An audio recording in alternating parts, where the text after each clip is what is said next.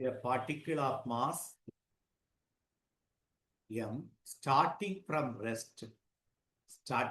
rest undergo uniform acceleration if the speed acquired in time is final velocity is v in the time 0 to t second அதோடைய velocity the power delivered to the particle. Okay.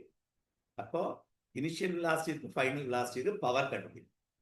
Power is equal to f dot v. இதுல f வந்து இதுல constant வெலாசிட்டியா தான் நேரா போட்டுருவோம். It's variable velocity u to v.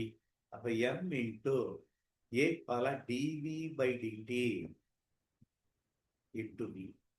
இப்ப cross multiply பண்ணிடுவோம். இதை கிராஸ் மல்டிப்ளை பண்ணா pdt equal to mv dv.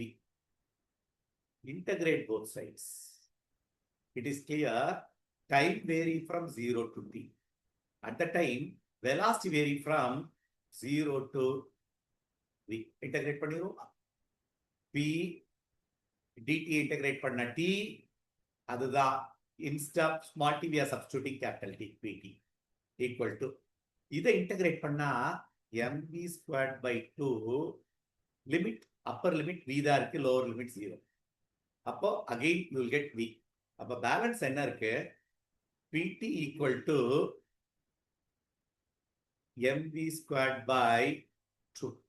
என்ன வெளியே எடுக்க சொல்லியிருக்காங்க? Power. Power will be equal to m. So the mass is taken as capital M, not small m, capital M. எல்லாம் mass capital M. Okay. Capital M v squared by 2t is the answer.